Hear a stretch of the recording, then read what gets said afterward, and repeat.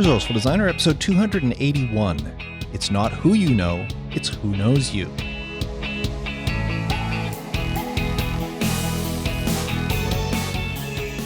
Welcome to the Resourceful Designer Podcast, offering solutions to streamline your graphic and web design business so you can get back to designing. And now, your host, who loves shopping on Christmas Eve, Mark Dickhout. Yes, I do. It's kind of like a guy's night out, because when you go shopping on Christmas Eve, most of the people you see out there are men.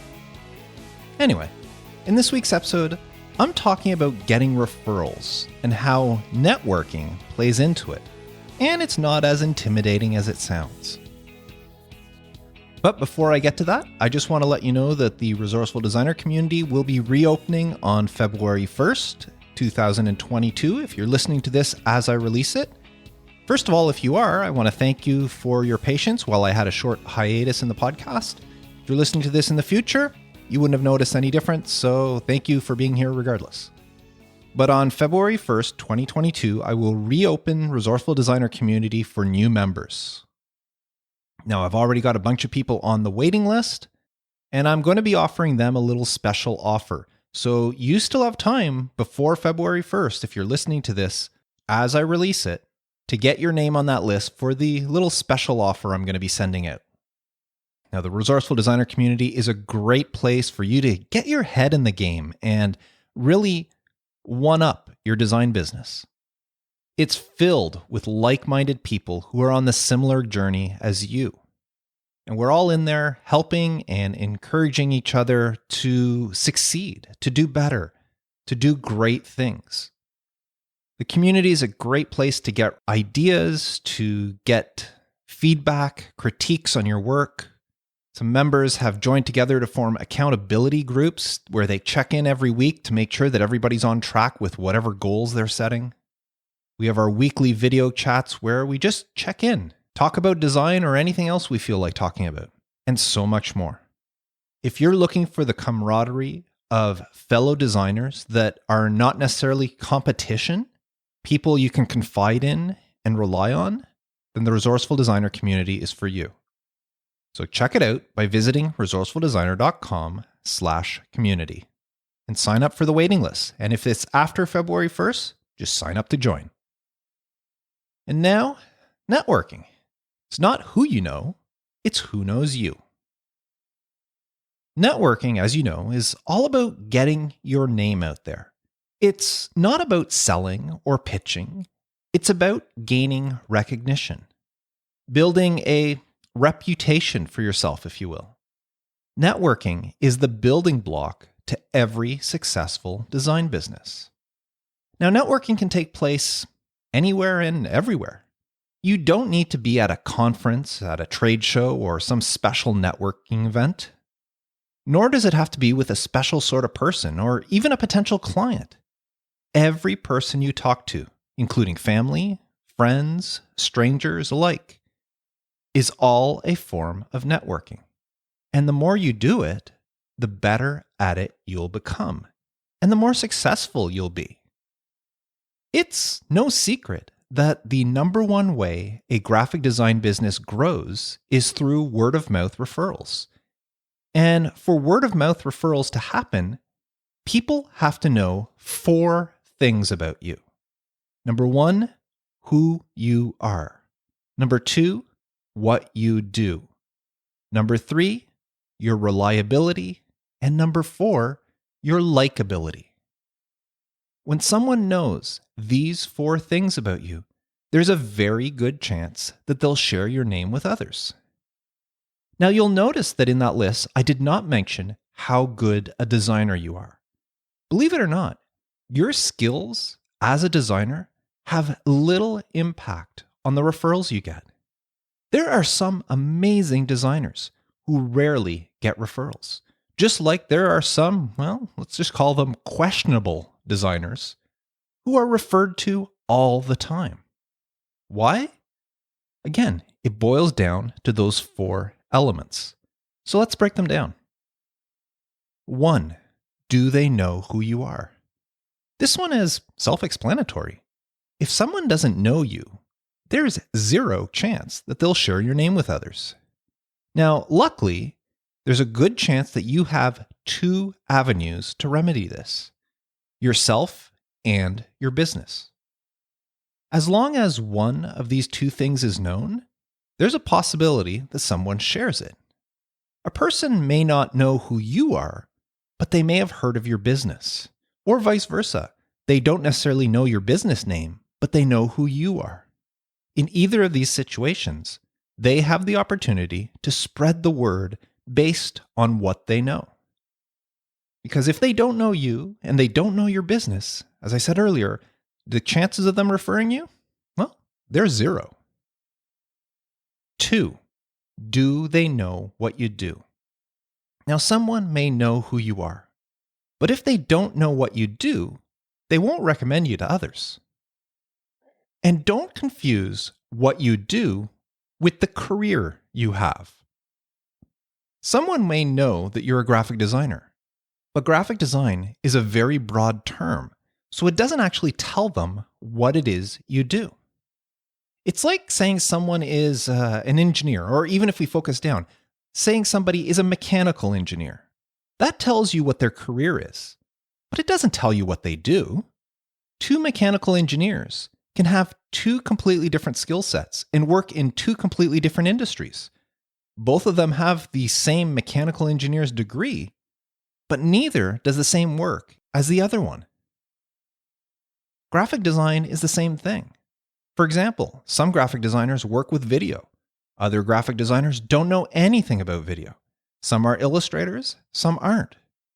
Some design for web, and some design exclusively for print. Titles such as UX designer, multimedia designer, production designer, etc., are great for people in the industry, but for the general client and the general populace, titles like this don't explain what it is the designer does. The idea here is for people to know what you do. They need to know more than just what career you're in. 3, are you reliable? For a person to pass your name on to someone else, they need to know that you're reliable.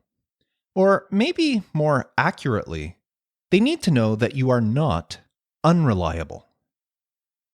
If someone asks you for a recommendation, and you know someone suitable for the task, you'll probably share their name, even if you know very little about them. However, if the person that you're thinking of is unreliable, you probably won't share their name because it will reflect badly on you. A few episodes ago, I shared a story about my roof needing new shingles and the problems I was having with the person I hired.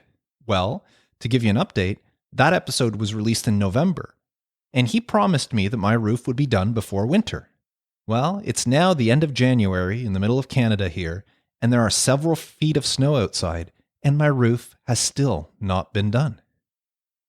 Now, if someone asks me if I know who does roof repair, you know I will not be sharing this guy's name because he's shown himself to be unreliable. So even though I know who he is and I know what he does, the fact that I think he's unreliable stops me from referring him. Well, the same applies to you. If you do something that makes people think you are unreliable, they will not refer you. And 4, are you likable? I've said it many times on this podcast before. Clients would prefer work with a good designer they like than with an amazing designer they don't like. Think about it. When was the last time that you wanted to work with someone you didn't like, regardless of how good they were at whatever it was they do? The more someone likes you, the more they'll want to work with you. And the more they like you, the more likely they'll be willing to share your name with others. So these 4 things, knowing who you are, knowing what you do, knowing that you're reliable, and knowing that you're likable, these are the 4 key ingredients to getting referrals. But now that we have a clear idea of what the 4 ingredients are, how do you ensure people know these 4 things about you? Well, by communicating with them. And that's where networking comes in. As I said at the start, networking occurs anytime you communicate with someone. Every conversation you have, be it in person or over the phone or video conference, or even in writing, those conversations brings that person closer to knowing these 4 key ingredients about you. So whenever possible, talk to everyone you meet. Now, I know this can be hard for a lot of people. Designers tend to be introverted by nature. And to an introvert, the thought of striking up a conversation with a total stranger is like asking them to stick their hand inside a beehive. But it doesn't have to be that hard. You're not trying to relay each one of these 4 key ingredients with every conversation you have. This isn't a pitch for work. It's networking. If you show someone just one of these 4 points, you're making progress, and then you let it build up over time. Now, letting people know who you are is the first and obviously the easiest of the 4 key ingredients. All you need to do is introduce yourself. After all, they can't refer you to somebody else if they don't know who you are. So make sure you tell them your name. And if the conversation merits it, tell them your business name. They only need to remember one of the 2 in order to refer you. Next, tell them what you do. Now, an elevator pitch is great for this. I talked about crafting your elevator pitch way back in episode 116 of the podcast. If you haven't listened to that one, I suggest you go back and do so.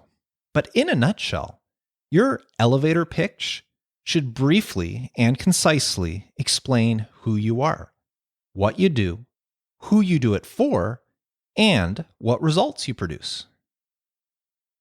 In other words, the formula for an elevator pitch is, "Hi, I'm," insert your name, "I'm a," insert your title, "who does," insert what you do. "I help," insert your target market, "to achieve," and insert the outcome you provide. For example, "Hi, I'm John Smith. I'm a web designer, and I build fast and functional websites that turn visitors into paying customers. I help small businesses grow their revenue by increasing their online sales." You see? Short and precise. It tells people who you are and what you do. If this interests them, they'll ask you to explain more. And if it doesn't interest them, that's okay. They've learned enough information for now to pass your name along should they have the chance. So in my case, my elevator pitch might go something like this. "Hi, I'm Mark DeCote. I'm a brand consultant who develops visual branding for podcasts. I help podcasters look more legitimate and gain more traction by offering them professionally designed brand assets, including cover artwork, social media graphics, websites, and more, all of which leads to better exposure and more downloads for their show." A simple elevator pitch can go a long way to explain to someone what it is you do. As I said earlier, just saying you're a graphic designer or a web designer doesn't necessarily explain what you do. You need to lay it out for them. And don't take it for granted that someone you know is familiar with all the services you offer. Never presume that a client, a friend, family, anybody knows what you do. I talked about this way back in episode 2 of the podcast, which was in essence the first episode, since episode 1 was just a welcome episode. So the very first episode I put out of this podcast, I shared a story about my own brother-in-law, someone who knew me before I even became a graphic designer, and someone who I've designed many, many things for over the years for his multiple businesses. And then one day, out of the blue, he asks if I knew any designer who could make a rack card for him. Now, I thought he was joking, but he wasn't. Rack cards had never come up. So he didn't know that on top of everything else I can do, I can also design rack cards. It never occurred to him. So whenever possible, share specifics of what you do with others. And FYI, a newsletter is a great way to do this. Maybe once per month or maybe once per quarter even. Send something out to your clients and everybody in your contact list for that matter, and let them know what sort of work you've been doing. I guarantee that someone that gets your newsletter will reach out saying that They had no idea that you did that sort of thing. And then the final two ingredients, reliability. That's something that does take time. Showing up on time for a scheduled meeting or promptly returning an email or a phone call shows that you are reliable. Completing a job or a project in a timely manner and to a client's satisfaction shows that you are reliable. Offering useful advice or suggestions show that you are reliable. Basically, everything and anything that you do that creates a positive impression helps to build that notion that you are a reliable person. And that brings us to likability. Once again, time is your friend here. Is it possible to instantly like someone? Sure, we've all experienced it. But if you're looking for a referral, and that's what we're talking about today, you need that impression of you to grow over time. But getting people to like you shouldn't be that difficult. I mean, you're a great person after all, aren't you? What's not to like? But seriously, simple things such as greeting people when you meet them, regardless of who they are, can help solidify your likability. For example, whenever I have a meeting at, a corporate office, not only do I try to get there 10 to 15 minutes early, which shows my reliability, I make a point to talk to as many people there as I can. If there's a doorman, I ask him how his day is going. If there's a receptionist, I talk to her. I talk to the assistant. I talk to everybody. Not just about why I'm there, but just to talk. I'll ask the receptionist how his or her day is going. I'll ask if they're looking forward to the weekend. And if I know anything about their family life, possibly from a previous conversation, I'll ask about their spouse or children or significant other or whatever. These short 30-second to 1-minute conversations, they add up over time, and they help someone form a good impression of you. When our local shopping mall here was one of my clients, every time I went in there to meet with the marketing manager, I made a point to stick my head into the managing director's office to say hi. I wasn't actually working directly with him. I had no interaction with him business-wise. But I would stick my head in, say hi. Sometimes it was only a quick wave just to let him know I was there. But other times we'd have a short conversation, not about design or any work I was doing, but just about life in general. Now, luckily, we were both fans of the Toronto Maple Leafs hockey team. That's an NHL team if you're not familiar with it. And that gave us common grounds to talk about. And then later, when he decided to run for political office, he hired me to design his campaign material. Now, that might not have happened if I had not made the point of connecting with him. I would also talk to the receptionist during every visit.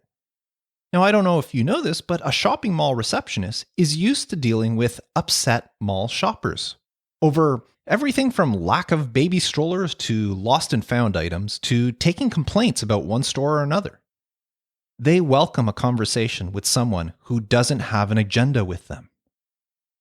And over many small conversations with this receptionist, including some where I shared what I was working on for the mall, she got to know me. She got to know who I was through our conversations. She learned what I did through our conversations. My punctuality showed her that I was reliable, and my taking the time to talk with her led her to like me. 1, 2, 3, 4. All the key ingredients checked off. And you know what? When that receptionist eventually left that job at the mall and went to work at a financial firm, she heard her new employer was looking for a designer. She recommended me. I had never worked with her directly, but she had learned the 4 key ingredients about me during her time working at the mall. And that was enough for her to mention my name and for me to get a new client. You see how it works? Referrals come from anywhere and anyone. Some even come from the least likely people you'd think of. But they all have one thing in common. The person who refers you knows who you are, they know what you do, they think you're reliable, and to some extent, they like you. Or at the very least, they have no reason not to like you. As the title of this episode says, when it comes to networking, it's not who you know, it's who knows you. And networking happens with every interaction you have. From interactions at a business conference to talking at the cashier at the grocery store. From attending trade shows to having a conversation with the person who cuts or styles your hair. From talking with your doctor to email correspondence with your clients. Every interaction plays a part in networking. The more someone knows about you, the better the chances of them referring you. And when they know who you are, what you do, and when they know you're reliable and they like you, that's when the magic happens. And that magic turns into new opportunities for you and your design business to grow. Networking. It's not who you know, it's who knows you. And that's what I wanted to share with you today. So thank you very much. I do appreciate you tuning in. Remember that if it's before February 1st, 2022 that you're listening to this, you still have time to sign up for the waiting list for the Resourceful Designer community, where I will be sending everybody on that list a special offer. But if it's after that date, you can still join. Just visit resourcefuldesigner.com/community and join today. We would love to have you. So that's it for me. I look forward to talking more about graphic design with you next week. But until then, I am Mark DeCote, wishing you all the best and reminding you to stay creative.